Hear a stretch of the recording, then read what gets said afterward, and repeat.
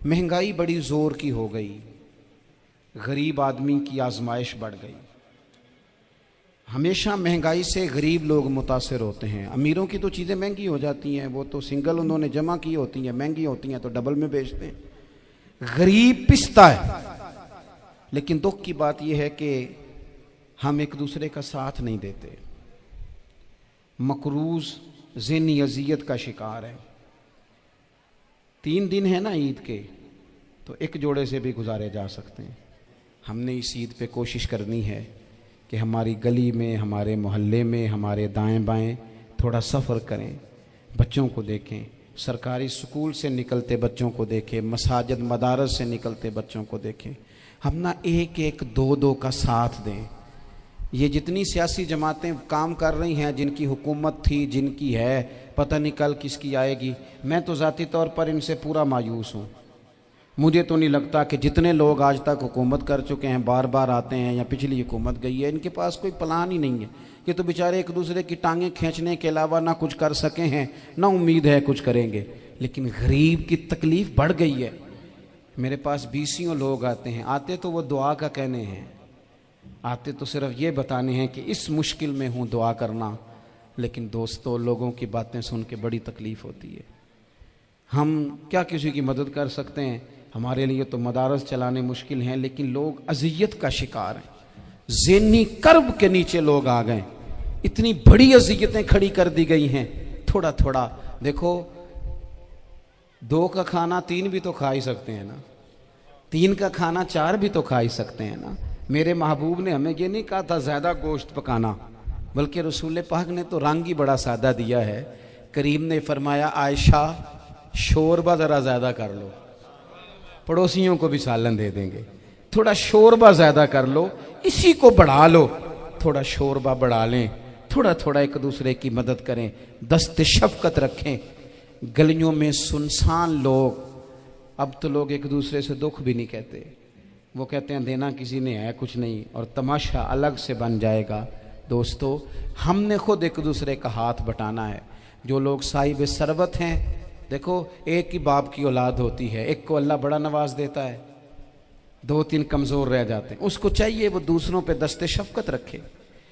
एक गली में सारे लोग एक ही कबीले के, एक ही इलाके के, एक आगे निकल गया है, उसे चाहिए वो दूसरों का ख्याल करे। ये ज़रूरी नहीं कि सामने वाला आपका शुक्रिया भी अदा करे।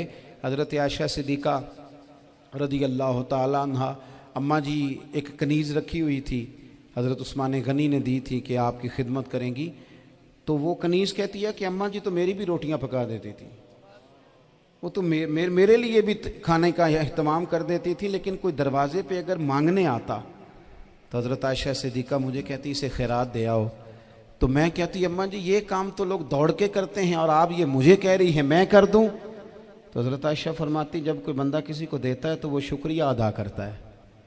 मैं चाहती हूँ वो शुक्रिया भी तेरा ही अदा कर जाए, मैंने जो अजर लेना है वो रब की बारगाह से लेना है। तो हमारे यहाँ कुछ लोग समझते हैं कि सखावत सिर्फ रमज़ान में ही करनी है, और रमज़ान में सवाब ज़्यादा है, वरना राशन वंडन वाले लोग को ईदों बाद भी भूख लग दीजिए, ईद के बाद भी उसी तरह ही गरीब के साथ पेट होता है, लेकिन तवज्जो नहीं। इल्म का लुग़वी माना जानने के होते हैं। इल्म हासिल किया जाता है किसी चीज़ की मारिफत को हासिल करने के लिए। जब हम कोई इल्म हासिल करते हैं तो हम ये चाहते हैं कि हमें उस चीज़ के नफ़ा और नुकसान का पता चल जाए। और जब हम दीनी इल्म हासिल करते हैं तो उसका मकसद ये होता है कि हमें रज़ाइल और खसाइल इन दोनों की खबर हो जाए। खैर क्या है, शर क्या है, उसमें तमीज़ का मलका हमें नसीब हो जाए। अच्छाई और बुराई खुलकर हमारे सामने वाज़े हो जाए, ये मकसूद होता है इल्म से। इल्म से, तालीम से मकसद ज़्यादा बातें करना नहीं होता। एक आदमी बहुत ज़्यादा बातें करता है तो शायद बड़ा आलिम है, एक शख्स बहुत ज़्यादा गुफ्तगू करता है तो उसके पास मालूमात ज़्यादा, ऐसा नहीं। बल्कि हज़रत अब्दुल्ला इब्ने मसूद रज़ी अल्लाह ताला अन्हु से जब किसी ने पूछा था कि बड़ा आलिम कौन होता है, तो आप फरमाने लगे जो रब से ज़्यादा डरे वो बड़ा आलिम है। और दलील उन्होंने ये दी कि अल्लाह करीम ने कुरान मजीद में फरमाया है कि इन्नमा यख्शल्लाह मिन इबादिहिल उलमा, अल्लाह के बंदों में से जो आलिम हैं वो रब से डरते हैं। तो दीनी तालीम, उसकी मालूमात हासिल करने की कोशिश करें, सही करें। कुरान मजीद की एक आयत करीमा का कुछ हिस्सा जो मैंने तिलावत किया, उसमें अल्लाह करीम ने फरमाया अपने महबूब से, कहा वकुर रब्बि ज़िदनी इल्मा, ए महबूब आप मेरी बारगाह में ये दुआ मांगें, आप ये अर्ज़ करें कि ए रब मेरे इल्म में इजाफ़ा कर दे, ए मालिक मेरे इल्म में इजाफ़ा कर दे। बहुत सारी चीज़ें ऐसी होती हैं जिनकी ज़्यादती ठीक नहीं होती, वो ज़्यादा हो जाए तो नुकसान करती हैं, लेकिन इल्म एक ऐसी चीज़ है कि जिसके बारे में रब करीम ने कहा कि महबूब आप दुआ मांगें कि आपको ज़्यादा इल्म दिया जाए। और फिर इल्म एक ऐसी चीज़ है कि कोई भी आदमी ये दावा ना करे कि मैंने अब बड़ा हासिल कर लिया है, मेरी अब तकमील हो गई है, मैं अब मुकम्मल हो गया हूँ। जिनको अल्लाह ने गैब के ख़जानों की कुंजियाँ दी हैं ना, उनसे भी रब करीम ने कहा है कि महबूब आप दुआ करें कि मालिक मेरे इल्म में इजाफ़ा कर दे। तो जब वहाँ तक ये बात है तो फिर आम आदमी को भी चाहिए कि वो अपनी मालूमात में इजाफे का शौक़ पैदा करे। और तीसरी बात ये कि जो हुजूर के इल्म शरीफ पर बात करते हैं वो भी इस आयत से सीखें कि हुजूर का इल्म तो हर रोज़ रब उसमें इजाफा फरमा रहा है, तो हर रोज़ इजाफा हो रहा है। वलल आखिरतु खैरुल लका मिनल ऊला, हर रोज़ तरक्की हो रही है हुजूर के इल्म शरीफ की भी। तो हमारे यहाँ ज़्यादातर लोग बात इसलिए सीखते हैं कि मैं कोई कहीं से मसला सीखूंगा फिर जाके अपनी मस्जिद के इमाम को तंग करूंगा कि वहाँ तो मैं ये सुन के आया हूँ तो यहाँ ये काम क्यों नहीं होता। मैं कोई बात सीखूंगा तो फिर मैं उससे बहस का दरवाज़ा खोलूँगा। इल्म का मतलब ही अपने आप को संवारना है। मालूमात हासिल करने का मतलब ये कि आपके अमल में पुख्तगी आए, आपके किरदार में पुख्तगी आए, आपने जो सीखा है आप उसके मुताबिक अपने आप को ढालें। मुस्लिम शरीफ में मौजूद है, नबी पाक सल्लल्लाहु अलैहि वसल्लम ने दुआ मांगी है, ए अल्लाह मैं उस इल्म से तेरी पनाह मांगता हूँ जो इल्म तो हो पर नफ़े वाला ना हो। जिस बंदे के इल्म ने उसे नफ़ा नहीं दिया, वो कुछ सीख नहीं सका उससे, तो उसका इल्म किसी को क्या नफ़ा देगा। जब खुद से उसने, और सूफिया किराम तो फरमाते हैं कि जो लोग बड़ी मालूमात हासिल कर लें, बड़ी बातें सीख लें, पंचायत में किसी को बोलने ना दें, घर में किसी को बोलने ना दें। बहुत सारे लोग तो उलमा को भी मशवरा देते हैं, बड़ी बातें करे, लेकिन अमल के लिहाज से बंदा ज़ीरो हो तो अहले दिल फरमाते हैं उसकी सोबत से बचो। उसे बड़ा पता है, बड़ी बातें आती हैं, बड़ी बातें आती हैं, बड़ी बातें करता है, लेकिन गुफ्तगू की हद तक तो बहुत बड़ा है, अमल के मामले में सिफर है। बहुत सारे लोग मस्जिद के हुजरे में मीटिंग हो रही होती है और वो लंबी लंबी दलीलें और मशवरे दे रहे होते हैं, नमाज का टाइम आ जाए तो उठ के चले जाते हैं, कहते हैं मैं अपने महल्ले दी मसीतें पढ़नी है। कईयों को काम याद आ जाता है। फरमाया कि शख्स के पास मालूमात बड़ी हों लेकिन अमल के मामले में बंदा ज़ीरो हो तो उसे बचना क्यों? इसलिए कि अगर पढ़ा लिखा आदमी बेअमल हो ना तो वो अपनी बेअमली पर भी दलीलें पेश करता है। वो कहता है मैं ये काम नहीं करता तो ये मेरे पास दलील है। वो तो बेअमली को भी मुदय्यन कर देगा माज़अल्लाह। तो दीनी तालीम एक तो हासिल इसलिए करें कि हमने अपने आप को संवारना है, और दूसरा इल्म का शौक़ तबीयत में हो। देखे ना, अल्लाह के हबीब सल्लल्लाहु अलैहि वसल्लम ने फरमाया है कि जो इल्म के रास्ते पे चल पड़ा वो जन्नत के रास्ते पे चल पड़ा है। जुमों में, महफिलों में कानों के जायके के लिए ना आए, इसलिए आए कि मेरे इल्म में, मेरे अमल में ये कोई इजाफे की बात बनेगी, मैं कोई नसीहत हासिल करूँगा तो मेरे दिल का जंग उतरेगा। हमारे यहाँ लोग मज़े के लिए आते हैं और आजकल लोग फ़ोटो के लिए आते हैं। इन दो कामों से निकल कर खालिस इस्लाह की नीयत से इल्म का शौक़, हमारे यहाँ तेज़ी से एक हरकत की गई, उलमा का वक़ार ख़राब किया गया और लोगों को दीनी उलूम से दूर किया गया। और इसमें बाज़ बेचारे वाइज़ीन और खुतबा ने भी किरदार अदा किया जब जाली पीर की तारीफ़ें खोल के की, और उसे पता नहीं कहाँ तक ये स्टेज होते हैं ना, इनमें कोई बंदा अच्छा लगे भी तो उसके लिए दुआ करनी चाहिए, तारीफ़ें नहीं करनी चाहिए। तारीफ़ें उसका कोई फ़ायदा नहीं है, उसको, उस बंदे को तो दुआ का फ़ायदा है। अगर आपको अच्छा लग रहा है तो उसे दुआ दें, उससे ज़्यादा कुछ नहीं करें। और हमारे यहाँ जनाब वो नकीबे महफिल बेचारे की शामत आ जाती है अगर तारीफ़ें थोड़ी करे तो, कहते हैं इन्हों तो ना ही नहीं लेना होंगे। वो भाई इसके नाम लेने से आपका कद ऊंचा होता है। तो इल्म और आलिम, इन दोनों चीज़ों से कौम को दूर किया गया। दीनी तालीमात का फुकदान है। जो मैट्रिक तक लोग 60-70 किताबें पढ़ जाते हैं उन्हें भी कुरान पाक ठीक से नहीं पढ़ना आता, दूर किया गया। आप मुझे बताइए, चलें एक मस्जिद ही आप देख लें, उस मस्जिद के अंदर अगर एक तरफ एक आलिम दीन मिशकात शरीफ खोल के बैठे हों, हदीस पाक का दर्स हो रहा है, या बाहर शरीयत खोल के बैठे हैं, फ़िक़ही मसाइल बयान किए, और उसी मस्जिद में एक बाबा जी जुब्बा पहन के तगड़ा सा बड़ी सी पगड़ी बांध के और 500 दाने वाली तस्बीह लेके बैठे हैं। अब एक बंदा अंदर आता है तो वो किधर जाएगा, आलिम की तरफ के बाबा जी की तरफ? वो क्यों जा रहा है भला बाबा जी की तरफ? वो इसलिए कि हमने उसे ये बताया ही नहीं कि जिस तरह सुभान अल्लाह सुभान अल्लाह सुभान अल्लाह पढ़ना इबादत है ना, इसी तरह दाराबा दाराबा पढ़ना भी इबादत है।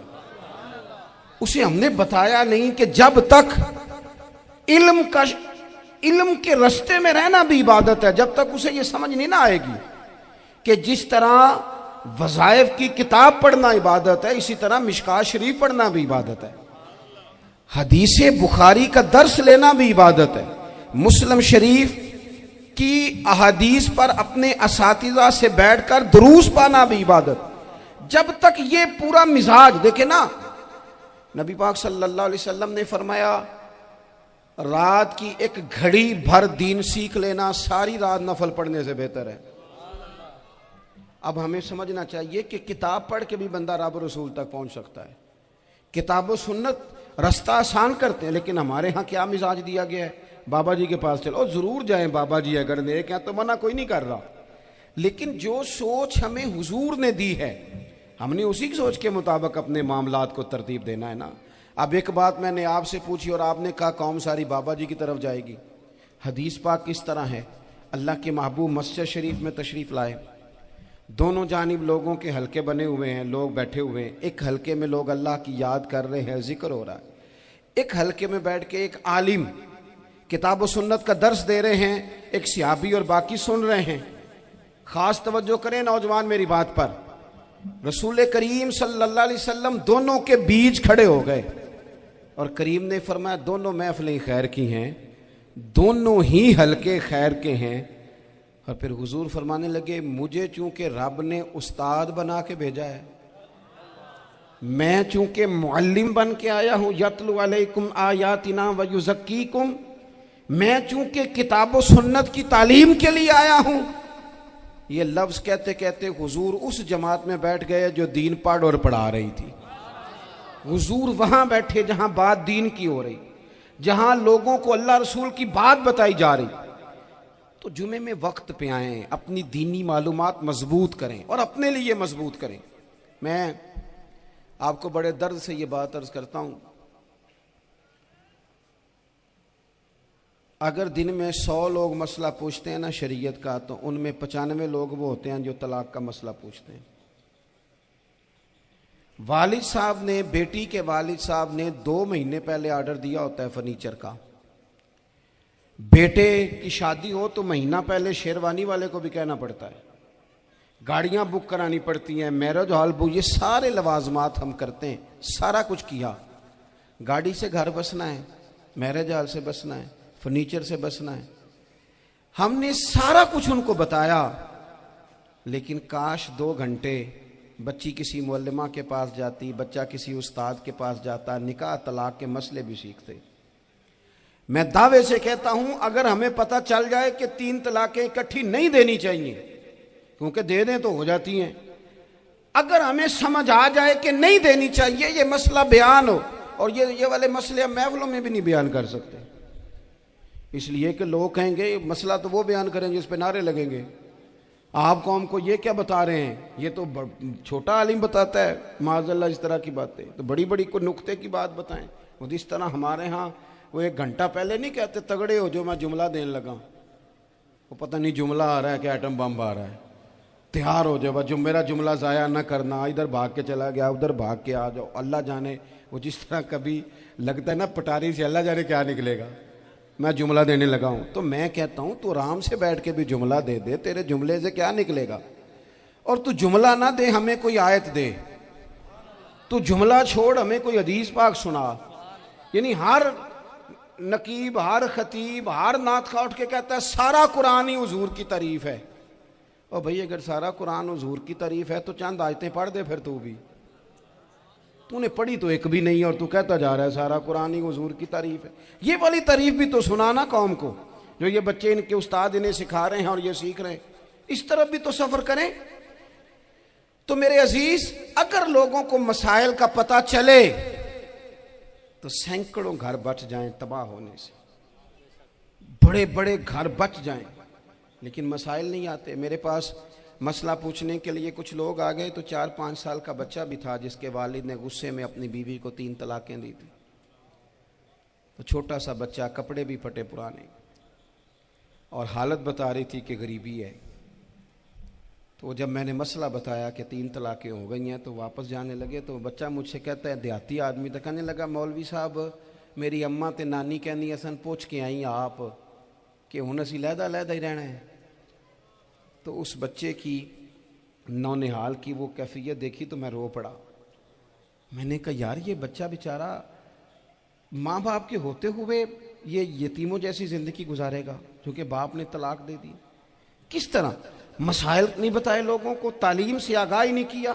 और इसमें बहुत बड़ा जुल्म है उन लोगों का भी जो जनाजे पे खड़े होके तो कह देते हैं, मेरी तरह के लोग अच्छे उलमा की बात नहीं करता, वो कह देते हैं देखो जिन लोगों को जनाजा नहीं आता, भाई आपने किस दिन इशा के बाद क्लास लगाई थी जनाजा सिखाने की, ये तो आपने कह दिया लोगों को कुरान जी ठीक नहीं आता। तो यहाँ तो बेचारी बीबियां जिनको सही पढ़ना नहीं आता वो मिशन बना लेती हैं कि मैंने इतने 100 को कुरान पाक पढ़ाना है, बेवा हो गई हूँ, तलाक याफ्ता हो गई हूँ, सारी जिंदगी कुरान पढ़ाऊंगी। हम क्यों ये मिशन नहीं बनाते, क्यों इस तरफ सफर नहीं करते। एक तो दीनी मालूमात में, दीनी उलूम में अपने आप को लगाएं और ज़ौक़ पैदा करें कि जो चीज़ें मुझे नहीं आती मैंने वो सीखनी है, जो मामलात मुझे नहीं आते मैंने उनकी तरफ सफ़र करना है। एक तो अपना ये मिजाज बनाएं। और जब आप दीनी उलूम सीखते हैं तो पता है कौन सा मंजर कायम होता है, मंजर वो बनता है कि हज़रत अबू हुरैरा भी दीन सीखा करते थे, हज़रत अब्दुल्ला इब्ने उमर भी असहाबे सुफ़ा में रहा करते थे, हज़रत अनस बिन मालिक भी रहा करते थे।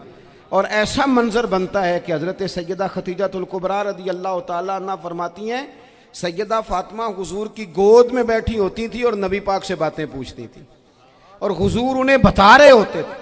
सैयदा आयशा हुजूर से दीन की बातें पूछती। चौथा हिस्सा हमारी फ़िक़्ह के उसूल हज़रत फातिमा की, हज़रत आयशा सिद्दीक़ा की मरवियात पर मबनी है।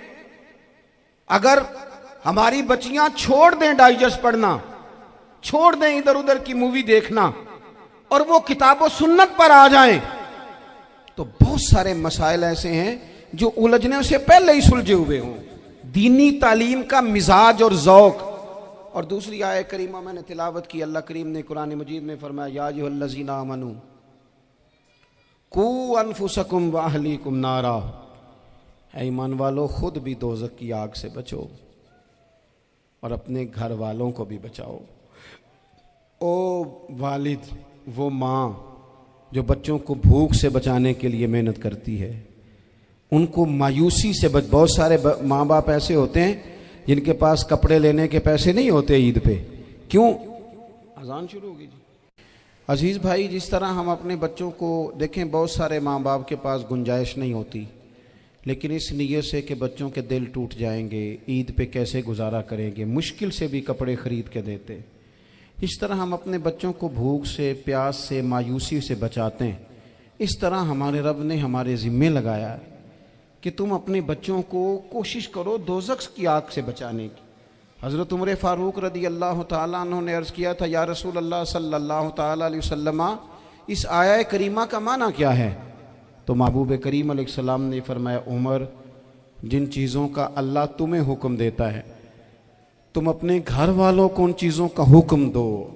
जिन चीज़ों से रब रसूल तुम्हें मना करते हैं अपने घर वालों को उनसे रोको।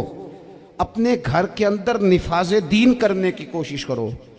मेरे भाई, बहुत ज़्यादा आजमाइश है हमारे घरों में, बेचैनियाँ हैं, इज़्तिराब है, बच्चों में सख्ती है, बहन भाई एक दूसरे के साथ लड़ते हैं, मिजाजों में तलखी आ गई। क्यों भला? इसलिए कि माँ बाप को जो बेहतरीन किरदार और जो हसीन तरीका घर में अपनाना चाहिए था, बच्चे तकरीर बाहर से सुनते हैं लेकिन वो फॉलो अपने माँ बाप को करते हैं। अगर माँ बाप में हौसला हो, सब्र हो, इत्मीनान हो, खुददारी हो, थोड़े पर गुजारा करने का मिजाज हो। देखे ना, आज डिप्रेशन है, टेंशन है, पैनिक्स अटैक्स हैं, बड़ी सारी चीज़ें आ गई हैं। क्यों भला? सब्र नहीं, तहम्मुल नहीं, बुर्दबारी नहीं। आजमाए। एक दिन एक बच्चा मेरे पास आ गया मदरसे का और आके वो रोने लगा। मेरे घर वाले कहने लगे खाना छोड़ दें, पहले इसकी बात सुन ले। मैंने कहा पुत्र क्या हुआ, किसी ने मारा है किसी उस्ताद ने? कहने लगे नहीं हजरत, घर फ़ोन किया था तो मेरी अम्मा और अब्बा की लड़ाई हो रही है। बच्चा कांप रहा है, टांगे कांप रही। मैंने कहा क्या हो क्या गया तुम्हें पुत्र, लड़ाई हो रही है तो घरों में हो ही जाती है। कहने लगे नहीं, आपको पता नहीं, वो बड़ा सख्त लड़ते हैं। मेरे वालिद जब मेरी वालदा को मारने के लिए आगे बढ़ते हैं तो हम सारे चारपाइयों के नीचे छुप जाते हैं, हमें खौफ आता है, वो मंजर खतरनाक होता है। ये कौन तकलीफ दे रहा है अपने बच्चों को? यहां बैठे हमारे यहां मीलों दूर रहते थे उसके घर वाले, तो वो तकलीफ में था, तो घर में क्या कैफियत होगी? अगर हौसला हो, सब्र हो, कनात हो, अल्लाह के दिए हुए थोड़े रिस्क पर हमें राजी रहना आता हो, हमारे घरों में सुकून आए, इत्मीनान आए। हम जो जिंदगी बड़ी खुशी खुशी गुजार सकते हैं, हमारे मिजाजों का लालच, हमारी तबीयतों की बेराह रवी, हमारी झूठी अना का बुत, उन सारी चीजों को खत्म कर देता है।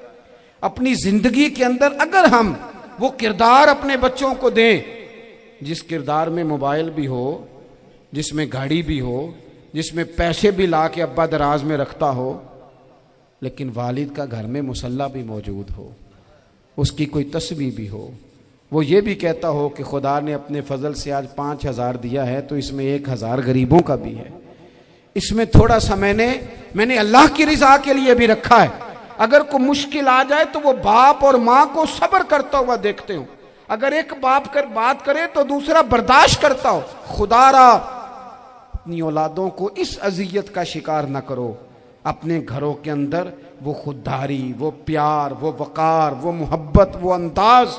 आप थके हुए हैं, कोई शक नहीं, आप बहुत सारे मसाइल का बाहर शिकार होंगे, कोई शक नहीं, लेकिन आप बाहर से थक के आए हैं। और अगर आप बाहर अपनी फैक्ट्री के मालिक हैं और दफ्तर के बड़े हैं तो घर में भी तो आप बड़े हैं ना। आपकी माँ भी तो इंतज़ार कर रही है, उसने भी तो दुखड़ा सुनाना है ना आपको। आप ये देखिए कि आपके बच्चे भी तो इंतज़ार कर रहे हैं, वो चाहते हैं कि अब्बा आके बैठे तो हम उनके सीने पे चढ़ के थोड़ा खेलें। आपकी अहलिया मुंतजिर हैं। कुछ बातें बीवी किसी और से नहीं कह सकती, सिर्फ अपने शौहर से कहती है, लेकिन वो तो आते ही जलाल में आ गए साहब। वो कहने लगे तू बड़ी नालायक है, मैं थका मांदा आया हूं और तूने मुझे कहानी सुना दी है। वो उस खातून से शिद्दत के साथ पेश आने लगे। मेरे रसूल पाक की हयात नूर को देखो, हज़रत उम्मे ऐमन हुजूर की रज़ाई वालदा हैं, उनकी भी खिदमत हो रही है।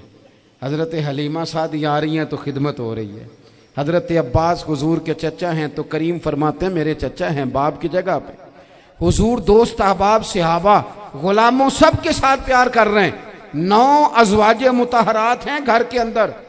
और कैफियत ये है कि हुजूर सिर्फ उनकी ज़रूरतों का ही ख्याल नहीं करते, ख्वाहिशात का ही ख्याल नहीं करते, बल्कि मेरे करीम का तरीका ये है कि कोई बंदा आज बोल क्या रहा है, वो कहाँ खड़ा है, आज उसके जुमले किस तरह के हैं, उसका लहजा किस तरह का हो गया है और उसे ठीक कैसे करना है।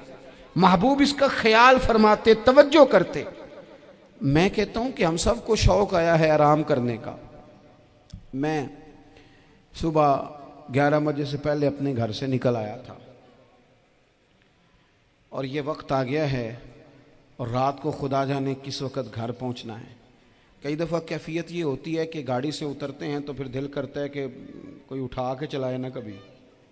इसके बावजूद बहुत सारे लोग नाराज़ रहते हैं कि हमसे मिल के नहीं गए, फ़ोटो नहीं खिंचवा के गए, फलानी जगह चाय नहीं पी के गए। ये तसलसल है। लेकिन मैं जितना मर्जी थका मांदा घर जाऊंगा ना, कभी ऐसा नहीं हुआ कि मैं घर जाऊं तो बड़ी टेंशन में जाऊं। मेरी घर वाली एक दिन मुझसे कहने लगी, आपने कभी नहीं कहा कि मैं थका हुआ आया। बंदा थक भी तो जाता ही है ना, कभी कहाँ करे ना। मैंने उसे कहा पता क्यों नहीं कहता? इसलिए नहीं कहता कि मैं नहीं चाहता कि मेरे बच्चे ये कहें कि हमने दीन नहीं पढ़ना, हमारा बाप तो बड़ी मुश्किल में है। हम अपने काम के बारे में अपने घर में शिकवे करते हैं। आप किसी बच्चे से पूछ लें कौन सा काम करना है, कहता जेड़ा अब्बा जी कर दे रहे वो नहीं करना। क्यों? कि अब्बा जी हर रोज़ तो कहते हैं मैं बड़ा उलझ गया हूँ, ये काम बड़ा मुश्किल है। मैं चाहता हूँ कि मैं अपने बच्चों को ये बताऊँ कि पुत्र मैं तो जिधर जाता हूँ फूल ही फूल हैं, मैं तो जिधर से गुजरता हूँ मोहब्बत ही मोहब्बत है, मैं तो जिधर से देखता हूँ दुआएं ही मिलती हैं, ताकि उनका शौक पैदा हो। मेरे अजीज, आप थोड़ा सा दिल बड़ा करें। अगर आप एक की वजह से पूरा घर सुकून में आ जाता है तो आप दिल बड़ा क्यों नहीं करते? जगह ढूंढते हैं बस मुझे कोई तंग ना करे, कोई मेरी बाप माँ बदौलत को कोई परेशान ना करे। बुखारी शरीफ सुनिए, हज़रत आयशा सिद्दीक़ा रज़ी अल्लाह ताला अन्हा बैठी हैं। हुजूर फरमाने लगे, आयशा आज एक बात ना बताऊं तुम्हें? या रसूलल्लाह बताइए। हुजूर फरमाने लगे, जब तुम मुझसे नाराज़ होती हो तब भी मुझे पता चल जाता है, और जब राज़ी होती हो फिर भी पता चल जाता है। तो हज़रत सैयदा आयशा सिद्दीक़ा बात सुन के बड़ी खुश हुई। या रसूलल्लाह वो कैसे? हुजूर फरमाने लगे, कभी कभी तुम कसम उठाती हो। या रसूलल्लाह हाँ। फरमाया जब होती हो ना राज़ी, खुश, तो फिर कहती हो मुझे रब्बे मोहम्मद की कसम सल्लल्लाहु अलैहि वसल्लम। फिर तुम मेरे नाम के साथ रब करीम का नाम मिला के कसम उठाती हो, रब्बे मोहम्मद की कसम। या रसूलल्लाह बिल्कुल ऐसे ही है। और फरमाया जब तुम्हारे दिल में कोई बात होती है ना, तो फिर तुम कहती हो मुझे रब्बे इब्राहीम अलैहिस्सलाम की कसम, फिर तुम रब्बे मोहम्मद नहीं कहती। ये बुखारी मुस्लिम में मौजूद है। हज़रत आयशा सिद्दीक़ा ने तो बात सुनी तो खिल गई तबीयत, कहने लगी करीम सदके जाऊं, यहाँ तक ख्याल फरमाते हो? किसके जुमले कहाँ पहुंच गए, यहाँ तक ख्याल है? फरमाया मुझे पता चल जाता है कि तुम्हारी कैफियत क्या है, कहाँ खड़ी हो। ओ भाई, हम तो अपनी माँ का भी ख्याल नहीं रखते। हमारा बाप कहाँ बेचारा खड़ा है, वो तो इंतज़ार में था कि कोई 10 मिनट मेरे पास बैठेगा, तवज्जो ही नहीं, जज्बात का ख्याल ही नहीं। हज़रत आयशा सिद्दीक़ा बात सुन के अर्ज़ करने लगी, या रसूल अल्लाह मुझे रब्बे मोहम्मद की कसम हो, मैं सिर्फ नाम छोड़ती हूँ, मेरे दिल में हर वक़्त मदीने वाले महबूब ही रहते हैं, नाम ही छोड़ती हूँ सिर्फ। ओ मेरे दोस्त, थोड़ा सा जा। और दूसरा अर्ज़ करूँगा, दौलत अगर बहुत आली चीज़ होती ना, बहुत कीमती, तो सबसे ज़्यादा सैयदा आयशा के घर में होती। अगर पैसों से ही शौक खाता तो पैसे सबसे ज़्यादा हज़रत फातिमा ज़हरा के काशाना नूर में होते। ओ मेरे भाइयों, सोना वक्त मोहब्बतों से गुजारा जा सकता है। ओ भाई, मैंने तो अपने घर में ये देखा कि मेरे वालिद साहब गर्मी आती तो फरमाते, ओ लो भाई तुहानू परवाह नहीं, मैं तुहाडे पड़ोले च दाने पा दिते ने ते तुहाडी माँ ने मर्तबान च अचार पा दिता है, लो अब तुम्हें कहीं जाने की ज़रूरत नहीं पड़ेगी। इस पे भी वक्त बड़ा अच्छा गुजरता था, इस पे भी टाइम बड़ा अच्छा। 6 खाने खा के बच्चे नखरे कर रहे हैं। मैंने अपने वालिद साहब से एक दिन कहा, मैं क्या अब्बा जी तुहानू पसंद की है? फरमान लगे, पुत्र जे तो लगी होवे भुख फिर तो यार शाही, और अगर भूख ना हो तो फिर नखरे ही नखरे हैं, फिर क्या पसंद होना है? तबीयत नहीं। अपने घरों में, अपने दोस्तों में इत्मीनान पैदा करें, इस तरह से बाहर आएँ। और एक बात और अर्ज़ करनी है, याद रखना, तकरीर बाहर चलती है, घर में नहीं चलती। घर में अमल चलता है। घर जाके आप लेक्चर देना, नमाज पढ़ा करो, नमाज पढ़ा करो, नमाज पढ़ा करो, नमाज पढ़ा करो, तो कोई नहीं पढ़ते घर वाले। आप घर में नमाज खुद शुरू कर दें। नबी पाक सल्लल्लाहु अलैहि वसल्लम ने फरमाया, घरों को कब्रिस्तान ना बनाओ, कुछ नफली नमाजें घर में भी पढ़ा करो। अल्लाह के प्यारे रसूल सल्लल्लाहु अलैहि वसल्लम का घर मस्जिद नबी के बिल्कुल साथ है, दरवाज़ा हुजूर के घर का मस्जिद में खुलता था। लेकिन नबी करीम सल्लल्लाहु अलैहि वसल्लम क्या करते थे? हजरत आयशा सिद्दीक़ा फरमाती हैं तहज्जुद की नमाज घर में पढ़ा करते थे। घर में हुजूर तहज्जुद की नमाज पढ़ते, अगरचे घर में दुश्वारी थी, कुछ इबादात कुछ नमाजें घर के अंदर भी इंसान पढ़े। आखिरी गुजारिश आप हजरात से करनी है, इतना बड़ा मजमा है, इतने सारे लोग तशरीफ़ लाए हैं, एक गुजारिश आप हजरात की खिदमत में रख के बस मैंने बात को समेटना है। दो बातें मैंने आपकी खिदमत में अर्ज़ की हैं, एक तो दीनी इल्म का ज़ौक़ पैदा करें और दूसरा अपने घरों में थोड़ा ठहराव लाएं। थोड़ा सा अपने ये बच्चों के दस्तार फ़जीलत का इज्तिमा था, इसलिए मैंने ये बात अर्ज़ की, अपने घरों में थोड़ा हौसला कनात लाएं। हज़रत आयशा सिद्दीक़ा रज़ी अल्लाह तआला अन्हा फरमाती हैं ऐसा नहीं था कि हमारे घर के अंदर माल नहीं आता था, अल्लाह के फजल से बड़ा कुछ आता था, लेकिन फरमाती हम इसार कर दिया करते थे। हुजूर का मिजाज इसार कर देने का है। याद रखना, शम्मा से अगर कई शम्मे जल जाएं तो इसकी रोशनी में कभी कमी नहीं आती। हज़ारों दिए भी जल जाएं तो ये दिए मांद नहीं पड़ते। महंगाई बड़ी ज़ोर की हो गई, गरीब आदमी की आजमाइश बढ़ गई। हमेशा महंगाई से गरीब लोग मुतासिर होते हैं। अमीरों की तो चीज़ें महंगी हो जाती हैं, वो तो सिंगल उन्होंने जमा की होती हैं, महंगी होती हैं तो डबल में बेचते हैं। गरीब पिसता है। लेकिन दुख की बात यह है कि हम एक दूसरे का साथ नहीं देते। मकरूज ज़हनी अजियत का शिकार है। 3 दिन है ना ईद के, तो एक जोड़े से भी गुजारे जा सकते हैं, एक से भी। अक्सर लोग तो वैसे ही ईद की नमाज़ पढ़ के सो जाते हैं, और जो बेदार भी हैं वो भी कपड़े बदल करके जानवर के ज़िबा में मशगूल हैं।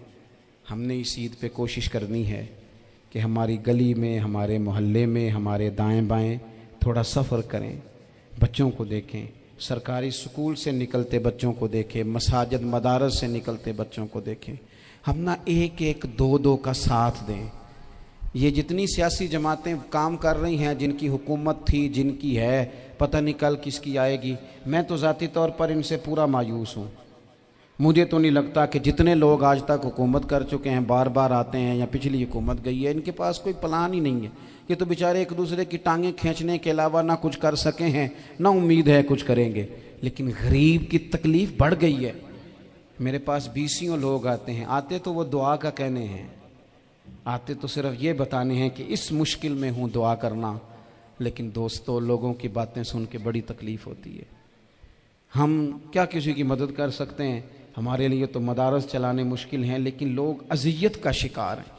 ज़हनी कर्ब के नीचे लोग आ गए, इतनी बड़ी अज़ियतें खड़ी कर दी गई हैं। थोड़ा थोड़ा देखो, 2 का खाना 3 भी तो खा ही सकते हैं ना, 3 का खाना 4 भी तो खा ही सकते हैं ना।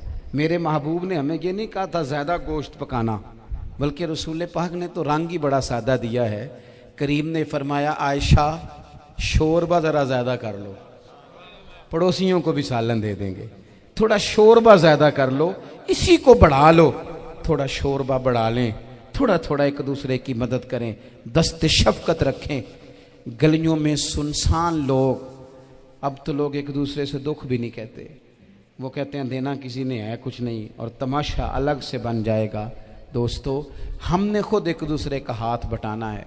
जो लोग साहिब सरबत हैं, देखो एक ही बाप की औलाद होती है, एक को अल्लाह बड़ा नवाज देता है, 2-3 कमज़ोर रह जाते हैं। उसको चाहिए वो दूसरों पे दस्ते शफकत रखे।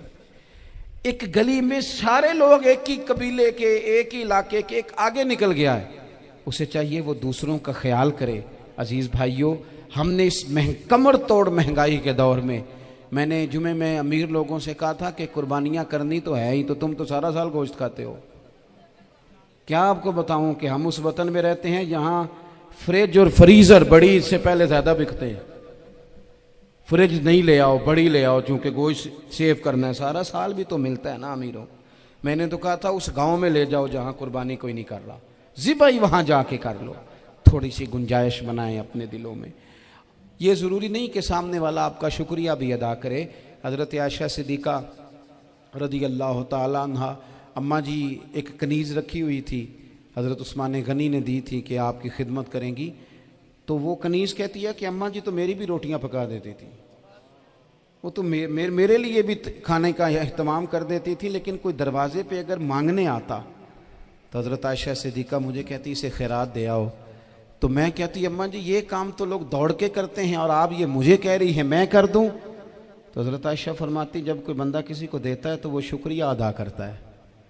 मैं चाहती हूँ वो शुक्रिया भी तेरा ही अदा कर जाए, मैंने जो अजर लेना है वो रब की बारगाह से लेना है। तो मेरे भाई अपनी ज़िंदगी में थोड़ा सा तो दिल बड़ा करें, थोड़ी थोड़ी गुंजाइश पैदा करें। और ये ज़रूरी नहीं कि उस बंदे का आपसे बड़ा अच्छा सलूक ही हो, ना भी हो उस गरीब का सलूक अच्छा, तो बाज़-औक़ात बंदा गरीबी में तल्ख भी तो हो ही जाता है ना। बाज़-औक़ात इंसान पे गुर्बत ज़्यादा आ जाए तो उसकी तबीयत भी तो, बीमार आदमी सख्त भी तो हो जाता है। तो मेरी आपसे ये गुजारिश है कि ये जो दिन चल रहे हैं वो हमारे यहाँ हमारे हुक्मरान कहते हैं मज़ीद सख्त फ़ैसले करने पड़ेंगे। वो मैंने कहा तुम्हारे लिए तो आसान है, इसलिए कि तुम तो जिस दफ्तर में बैठ के फ़ैसला करते हो उसकी तो बत्ती कोई नहीं जाती, तुम्हें क्या पता हो, वहाँ तो एसी भी 1 मिनट के लिए बंद नहीं होता। ये तो उससे पूछो बाप से कि जो ईद से पहले अपनी बीवी से मशवरा कर रहा है कि ईद आ गई है, अगर बेटी के घर कपड़े ना भेजे तो उसकी सास बातें करेगी। ये छोटी ईद गुजरी थी ना, तो हमारे यहाँ कुछ लोग समझते हैं कि सखावत सिर्फ रमज़ान में ही करनी है और रमज़ान में सवाब ज़्यादा है, वरना राशन वंडन वाले लोग को ईदों बाद भी भूख लग दीजिए, ईद के बाद भी उसी तरह ही गरीब के साथ पेट होता है, लेकिन तवज्जो नहीं। काफिर इसी पिच हो गया, फिर तशबी मुसल्ला की करना, असा जाहिर नू रब मन आए, बातन दा अल्लाह की करना, असा जाहिर नू रब मन आए, बातन दा अल्लाह